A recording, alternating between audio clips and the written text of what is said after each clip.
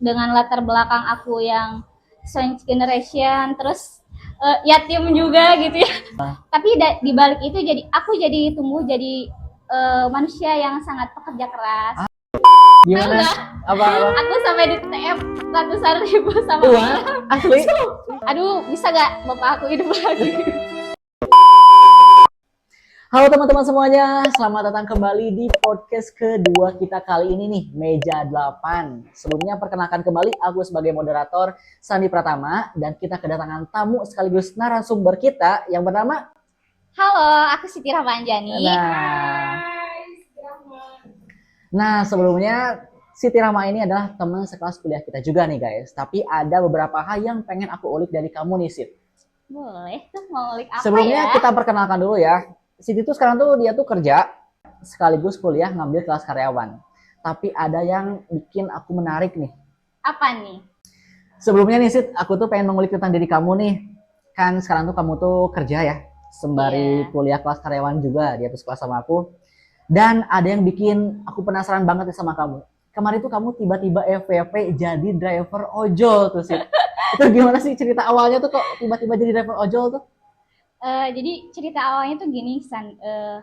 Aku tuh ada momen dimana aku tuh lagi live after break up. Sebenarnya ada biasa lah anak muda ya. Terus kan awalnya tuh aku gak kepikiran ke sana. Aku awalnya main sampai ada titik dimana aku mentok soal finansial karena tabungan aku udah habis banget buat main karena live after break up. Gaya hidup itu. Nah, dari sana tuh aku jadi banting setir lah ya, apply kerjaan sana sini buat cari sampingan. Karena emang ada struggle di keuangan juga buat kuliah yang sekarang tuh udah mau naik ke semester tua gitu ya. Jadi aku nyari sampingan nih, awalnya sih apply sana sini ya, tapi sampai hari ini tuh gak ada yang nyaut. Nah, aku tuh awalnya iseng scroll TikTok, terus lihat ada yang Shopee Food Date gitu, kayak ih lucu banget ya gitu.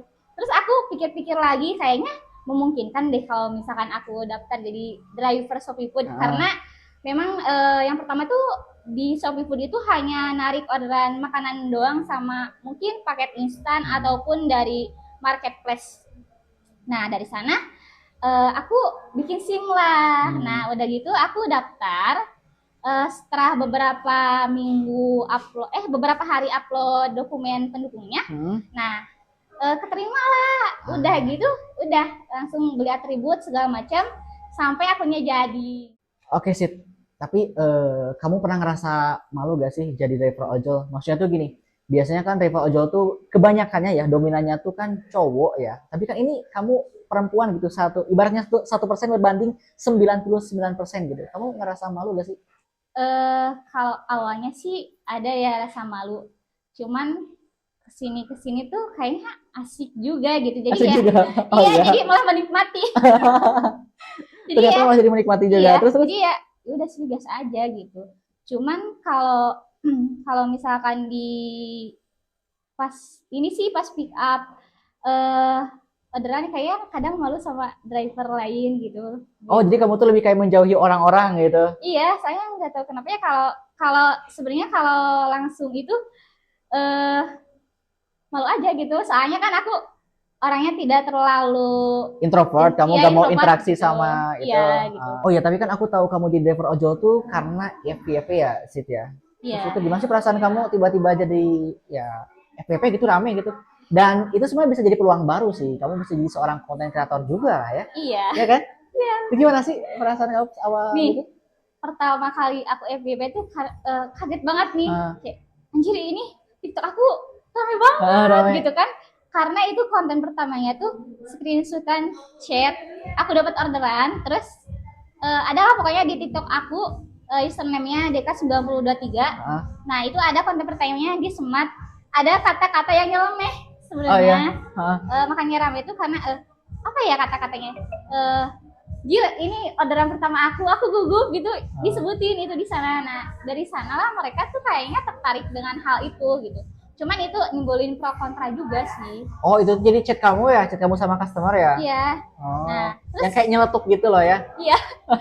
Terus kamu Terus, tahu terus, gak sih? apa? Sebenarnya ada satu konten aku lagi yang rame, tapi itu aku benar-benar pro dan kontranya itu sangat tinggi ya. Ada yang nyemangatin, ada juga tapi ada juga yang hujat. Oh iya. Iya. Itu apa kontennya emang? Jadi sebenarnya itu teh sebuah tren, tapi mungkin orang tuh tidak tahu tren itu gitu ya. Kata-katanya tuh gini. Jadi gembel gara-gara Shopee gak ngasih orderan. Nah itu kayaknya ya lagunya terlalu sedih.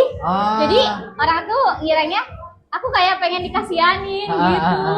Nah di sana tuh ada beberapa yang ngehujat, ada yang nyemangatin, terus ada juga yang bener-bener ngerasa kasihan banget sama aku. Terus? Nah yang pertama nih aku pengen cerita dulu yang disemangatin. Boleh. Itu ya kan biasa orang-orang kayak semangat ya gini gitu. Nah ada lagi yang hujat kayak gini. Ngapain sih jadi ojol, itu cuman jadi memperbudak aja gitu. Mending kamu gali potensi, misalkan kayak cenah apa sih ikut kursus ini, ikut kursus itu, padahal kan sebenarnya aku juga lagi gali potensi gitu ya. Terus ada juga yang apa sih kasihan sama aku, tapi ternyata aku gak expect kasihannya sampai sekasihan gitu. Gimana? Apa? Aku sampai di TM ratusan ribu sama uang asli. Sampai dikasih uang? Iya. Dari konten itu? Iya. Nah ada nih sebenarnya ada yang DM aku, Kak minta rekening dong gini-gini. Aku kira mereka bercanda ya. Aku beneran kasih dong nomor rekening aku, ternyata bener ditransfer. Ini buat makan ya. Ini aku jadi kepikiran ide juga ya. Tapi sumpah ini pertama kali aku sedih kasihani gitu sama orang kayak ih ternyata bener ada yang kasihan sekasihan itu gitu sampai transfer uang ke aku. Berarti ternyata ya orang Indonesia tuh kepeduliannya tuh tinggi banget ya. Kalau lihat orang ya misalkan orang lain yang kesusahan tuh kita tuh gak bisa lah ya. Berarti orang Indonesia tuh gak enakan gak sih? Iya sih sebenarnya ada beberapa yang mungkin gak enakan ya, tapi gak expect sih aku sampai kayak gitu. Bener-bener transfer uang. Ada yang transfer uang sampai di atas 100.000 lebih. Seriusan? Ada. Jadi banyak banget gitu? Iya, cuman ada sih beberapa yang nge-DM kan minta rekening, gak aku balas. Aku takut anjir. Paham. Tapi berarti ya, konten kamu kan viral ya, sampai ada yang dikasihanin, kan seperti yang tadi aku bilang, itu bisa jadi potensi baru kamu nih, jadi seorang konten kreator, rapper ojol wanita gitu, itu kan kayak lebih menarik lagi guys. Itu kamu jalanin gak sih sekarang? Jalani sih sebenarnya. Ya? Terus kemarin juga aku sempat udah dapat sampel gratis juga. Oh iya, dikasih apa tuh? Itu apa ya, pasta gigi. Nah udah sih udah aku upload juga, cuman sekarang masih belum aja sih. Pokoknya intinya ngejaga viewers dulu aja sih kalau sekarang. Iya. Tapi itu bisa jadi second chance lah atau kesempatan baru kamu misalkan masuk ke dunia kreatif lah ya, sosial media ini gitu. Iya sih, aku juga berharapnya kayak gitu. Karena emang gak ada uang yang lebih ajaib daripada jadi konten kreator gitu ya, bener gak? Benar. Tapi gini ya, sebenarnya aku tuh belum kebayang ya jadwal kamu ngambil kerjaan sebagai driver ojol ini gimana sih? Jamnya gitu? Jamnya sih kan karena aku kerja full time juga nih, jadi aku sepulang kerja sampai mungkin 9:30 malam. Malam? Iya. Malam? Seriusan? Sumpah. Tapi gini, ini kan malam ya, terus kamu tuh wanita gitu, kamu gak takut gimana gitu, takut terjadi sesuatu hal yang tidak diinginkan gitu kan, apalagi kan zaman sekarang ya lagi, aduh ngeri banget gitu kan, kamu ngerasa pernah takut gak sih gitu? Kalau rasa takut ada sih ya sebenarnya, cuman aku kebetulan masuk ke komunitas ojek online. Ada komunitasnya juga, terus? Ya, nah awalnya tuh gini, aku kan awalnya sering live di TikTok ya. Terus ada nih followers aku yang tiba-tiba Kak masuk aja ke komunitas driver ojol Tasik gitu. Udah gitu masuk. Nah ternyata di komunitas itu kalau misalkan kita on beat Shopee itu kita share lokasi. Jadi kalau misalkan ada apa-apa kita bisa kontak di grup. Oh jadi kamu tuh sambil nari itu sambil laporan juga ya ke gitu. teman-teman kamu gitu? Iya kayak share lokasi, misalkan yang lagi rame orderan di mana gitu. Terus kan kalau misalkan kita ada apa-apa juga kita bisa langsung kontak di grup gitu. Ya aku ini baru tahu nih, insight baru. Berarti solidaritas para driver ojol ini tinggi banget ya. Iya, betul. Kalau misalnya ada apa-apa bisa saling membantu banget gitu. Iya. Ini berarti keren banget sih. Oh iya ya Sid, sebelumnya kita kan tadi udah perkenalan ya. Kamu tuh ngambil kerjaan juga kan? Tapi aku Iya. belum tahu nih, kerjaan kamu tuh yang full time-nya tuh apa sih? Sebenarnya aku kerja di bidang real estate. Real estate. Iya. Real estate tuh biasanya kayak sama kayak properti gak sih? Iya, bagian dari Di Tasik juga kan? Di Tasik. Dan biasanya di Tasik itu biasanya tuh kebanyakan real estate ataupun properti itu bosnya tuh Chinese kan? Iya, betul. Oh iya, benar iya. Chinese kan? Kebetulan banget ada nih. Hal Bos yang pengen aku tanyain. Chinese. Oh iya, Iya, ada hal yang pengen aku tanyain nih. Gimana sih cara kerja orang Chinese tuh, kan biasanya mereka tuh etos kerjanya tuh tinggi ya, disiplin banget betul, gitu. Disiplin banget. Kalau kamu gimana tuh? Nah, kalau dari bos aku itu selain dia disiplin juga ya, dia tuh orangnya detail, teliti, sama fokus juga. Kamu mau dengerin cerita dikit tentang Mau bos dong, aku? boleh. Kita ceritain dong. Jadi gini, bos aku tuh kan orangnya detail banget sama teliti. Jadi setiap kali aku ngerjain sesuatu yang berupa data, dia tuh selalu ada aja hal yang misalkan kayak dikoreksi gitu. Kalau menurut aku mah itu udah bener, tapi menurut dia mah kesalahan sekecil apapun juga kelihatan gitu sama dia. Nah, terus dia juga kan orangnya fokus. Dia orangnya sibuk banget. Kerjanya tiap hari teleponan, tiap detik teleponan, tapi dia juga harus tetap ngerjain sesuatu kayak misalkan ngecek barang masuk, barang keluar. Dia sambil telepon sambil ngecek. Tapi kalau misalkan ada kesalahan, dia tuh tahu letak salahnya di mana. Jadi masih mau terlihat sibuk juga, dia masih sambil merhati juga gitu ya? Iya, pokoknya orangnya fokus banget. Jadi itu tuh. Terus nih, kalau di VOP kamu, hal apa sih yang dipelajari dari cara kerja mereka gitu, yang bisa diterapin ke kegiatan kamu sehari-hari lah ya? Kalau sejauh ini sih aku baru bisa mempelajari hal lebih dari dia tuh dari tentang ketelitian. Iya.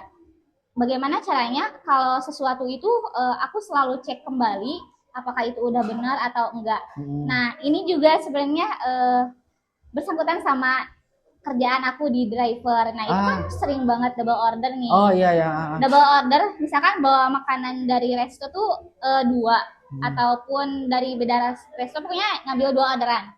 Nah, itu dengan alamat penerima yang beda. Nah, kalau misalkan kita gak teliti kan bisa aja itu makanan ketuker. Oh iya. Ya, jadi pas mau selesai orderan tuh kita cek dulu si ini orderannya apa gitu. Nah, itu sih penerapan yang sampai sekarang aku udah terapin ke hidup aku. Jadi itu hal yang dipelajari dari dia kerja sama bosnya itu tuh kayak ketelitian ya. Iya, betul. Dan sebenarnya sih kedisiplinan, ketelitian tuh fokus juga itu banyak banget sih yang bisa dipelajari dari mereka ya. Iya. Berarti bukan suatu hal negatif, tapi itu malah jadi suatu hal yang sangat positif ya. Sekali. Kayaknya kalau misalnya aku kerja sama mereka cocok gak sih? Cocok deh. Cocok ya? Cocok, iya beneran cocok. Cocok? Iya. Oh, cocok, boleh. Tapi ya, tentu kan kamu tuh jadi driver ojol, terus kamu tuh kerja juga ya. Tapi kan aku baru ingat, kamu tuh kan teman aku sekelas kuliah ya. Iya. Terus itu, dia tuh kayak kerja full time, ngambil side job driver ojol, terus dia juga ngambil kuliah kelas karyawan tuh. Gimana tuh cara bagi waktunya sih? Nih, kalau Senin sampai Sabtu kan aku kerja ya, full time dari jam 9 sampai jam 5 sore. Nah, kalau misalkan aku jadwalnya kuliah, aku ya pulang kerja langsung kuliah. Nah, tapi kalau misalkan aku jadwalnya kuliah, aku pulang kerja langsung narik ojol. Tapi kalau misalkan kuliahnya masih siang ya pulangnya, aku lanjut lagi narik ojol sih biasanya kayak gitu. Oh, jadi kamu tuh mengisi 24 jam kamu tuh buat bekerja, gak 24 jam sih, lebih ke 18 jam kamu tuh hampir untuk bekerja gitu. Iya. Terus waktu tidur kamu sisanya gitu. Iya, betul. Gila sih. Ini dia tuh Wonder Woman guys. Sebagai perempuan tapi kamu juga gila kerja ya. Tapi kamu pernah kepikiran gak sih kayak dengan semua hal yang kamu jalanin sekarang, misalkan kamu kerja, kamu kuliah, terus juga kamu ngambil driver ojol gitu. Terus untuk masa depan kamu misalkan gimana tuh? Sebenarnya kalau untuk masa depan ya semua orang pasti punya mimpi kan ya. Cuman untuk sekarang sih aku lebih kayak gimana caranya aku bertahan hidup hari ini dan juga esok gitu. Jadi aku mau main yang arjen-arjen dulu gitu. Nah, dengan cara aku jadi driver ojol itu sangat membantu finansial aku gitu. Soalnya kan jujur ya, ini sebenarnya aku tuh sandwich generation gitu. Sandwich Jadi kan guys. Gimana caranya hari ini hidup, besok juga gak bingung kayak gimana gitu. I see, Ya I mau see. tidak mau nih apapun kerjaannya ya harus dijalani gitu. Jadi fokus aja lah menjalani kehidupan sekarang lah ya. Soal masa depan mah, udahlah kita fokus aja hari ini dulu aja gitu kan. Iya, terus kan kita juga nggak patah semangat gitu karena aku sandwich, terus aku nggak mikirin masa depan. Enggak kan, aku juga sampai hari ini tetap ngelanjutin kuliah aku. Dan ini semoga jadi sebuah tabungan buat amin, amin. masa depan aku gitu ya, amin. Tapi memang sih kadang salah juga ya, terlalu overthinkingin soal masa depan ya. Padahal kita harusnya udah fokus dulu aja hari ini, yang terbaik hari ini, dan untuk bertahan hidup di hari esok juga kan ya. Nah, terus pelajaran hidup apa sih yang bisa kamu dapetin dari fase hidup kamu sekarang gitu? Kalau pelajaran hidup ya, karena mungkin dengan latar belakang aku yang Strange Generation, terus yatim juga gitu ya. Pokoknya kalau apa-apa ya usaha sendiri gitu. Tapi di balik itu aku jadi tumbuh jadi manusia yang sangat pekerja keras. Yang benar. Apa-apa tuh nggak ngeluh kok gitu. Capek sih sebenarnya, cuman ya dijalanin aja. Dan alhamdulillah gitu, aku berada di titik aku yang sekarang gitu. Aku jadi manusia yang nggak lemah. Aku ya jadi manusia yang nggak nyampang nyerah terhadap sesuatu gitu sih. Berarti memang kamu yang sekarang itu karena realita kehidupan yang pahit ya, yang membuat seseorang tuh menjadi kuat gitu, anti lemah, dan juga dia tuh wanita loh guys. Tapi keren banget sih. Terus ini ya, ini kayaknya jadi pertanyaan terakhir juga sih. Definisi sukses menurut kamu tuh kayak gimana sih? Definisi sukses menurut aku, ini tuh untuk aku yang sekarang gitu ya. Kalau sukses menurut aku itu yang tidak merepotkan orang lain, terus juga pokoknya nggak bikin pusing orang lain, tapi semuanya bisa kehandle sama diri aku sendiri gitu. Jadi tidak membebani orang lain gitu lah ya. Iya. Itu definisi untuk sekarang. Emang untuk nanti gimana sih definisinya? Ada lagi? Kalau untuk nanti ya bisa ada lagi sih. Cuman ya belum kepikiran. Masih belum kepikiran. Karena emang kepikirannya untuk hari ini dan juga esok gitu. Kalau misalkan untuk masa yang akan datang ya diusahain. Cuman ya pokoknya pikirannya hari ini dan juga besok. Ini kayaknya perih banget ya. Jadi kayak Gen Z tuh hidup, yang penting hidup aja untuk hari ini gitu kan lah ya. Soal nanti ya udahlah gimana nanti gitu kan, kita serahin aja sama yang di atas. Iya, gitu. Yang penting mah usaha dulu aja. Nah, gitu. Yang penting usaha dulu aja sih. Jadi kamu nanti banyak banget kerjaannya nih, selain kerjaan kamu yang full time misalkan, terus kamu juga jadi driver ojol, sekaligus content creator, sekaligus juga kamu sekarang mengemban kuliah juga kelas karyawan. Jadi dia sibuknya tuh sibuk banget gitu, sibuk banget gitu. Tapi di balik hal itu ya, aku jadi kayak banyak banget hikmahnya. Kan awalnya aku itu karena fight after break up ya, yang menurut aku sih itu sangat parah lah. Wah, cowok mana tuh itu? Macam mana? Karena internet. Nah, tapi move on-nya udah, tapi sibuknya nggak udah. Jadi sibuk banget sampai hari ini. Tapi berarti rata-rata orang yang after break up jadi benar, tapi bagus sih kamu after break up-nya tuh menyibukkan diri gitu kan. Ke hal yang positif. Biasanya juga kan ada yang negatif lah ya, tapi kan kamu malah jadi seorang yang pekerja keras gitu. Di sisi lain sebagai seorang wanita ya, independent woman, kemudian yatim ya. Iya, yatim. Aduh, bisa gak bapak aku hidup lagi? Izin. Tidak bisa berkata-kata. Izin. Tapi aku salut sih sama kamu, dan aku juga terharu sih dengan perjuangan kamu sampai hari ini gitu kan. Setelah semua hal yang udah kamu lewatin, ini tetap kamu keren sih. Di banyak banget hal yang bisa dipelajari dari hidup kamu sih. Oke sih, last but not least ya, ada gak pesan atau kesan terakhir yang mau disampaikan gitu? Ada sih. Yang pertama ya, aku mau ngucapin terima kasih kepada diri aku sendiri karena sampai sejauh ini udah bertahan sampai di titik ini gitu. Terus aku juga mau terima kasih banget sama teman-teman aku, teman-teman terdekat, keluarga yang udah nge-support aku jadi driver juga gitu ya. Terus mau sampaikan terima kasih sama orang-orang yang udah transfer aku waktu itu karena pas itu aku bener-bener kepepet banget buat bayar sesuatu ya. Terima kasih banyak. Tapi Udah. mereka penyelamat hidup kamu juga lah ya. Iya. Gak expect sampai sejauh itu. Ih, keren banget sih. Oke, jadi mungkin udah cukup ya podcast kedua kita di Meja 8 ini bersama Rahma. Nah, banyak banget hal yang bisa dipelajarin dari hidup dia ya. Ya mulai dari kerja full time bersama bos Chinese yang etos kerjanya tinggi dan bisa dipelajarin. Kemudian tiba-tiba ngambil sampingan jadi driver ojol. Terus juga sekarang kamu kuliah kelas karyawan. Jadi banyak banget hal yang bisa dipelajarin. Dan intinya apa? Tetap semangat menjalani hidup.